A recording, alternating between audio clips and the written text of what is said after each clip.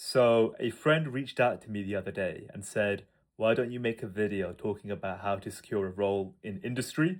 And I would say if you're in a situation where you've done audit for a number of years and you're thinking about going into industry, there are most likely two kind of buckets or situations you're probably in. You're either in a position where you are securing a role but you're not passing the interview, or you aren't securing interviews in the first place. And this comes down to two reasons. First of all, if you're securing interviews, it means your CV reads really well. It means CFOs, hiring managers, finance controllers, whoever it is that's dealing with the recruitment, is looking at that CV and saying, this person would be a great fit in this company.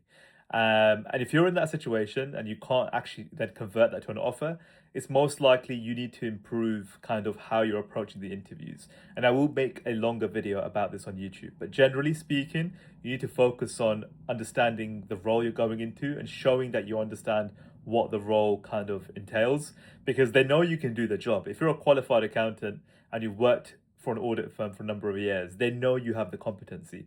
So it's more about, are you a culture fit? Are you someone that's going to stay there long term? Do you understand what you're getting yourself into? Because if you don't, the risk they have of hiring you is you'll just bounce after a week or a month. So that's the key here. Now, if you're on the other fence where you aren't securing interviews, then naturally that's probably something wrong with your CV.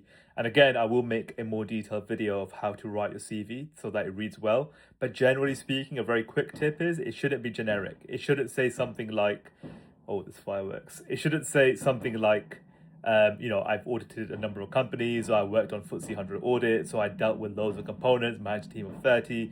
It needs to be more specific than that and say something like, for example, I managed a FTSE 100 company. It had revenue of, let's say, $2 billion. I worked with 4 components in Germany, Sweden, Norway, and Ireland.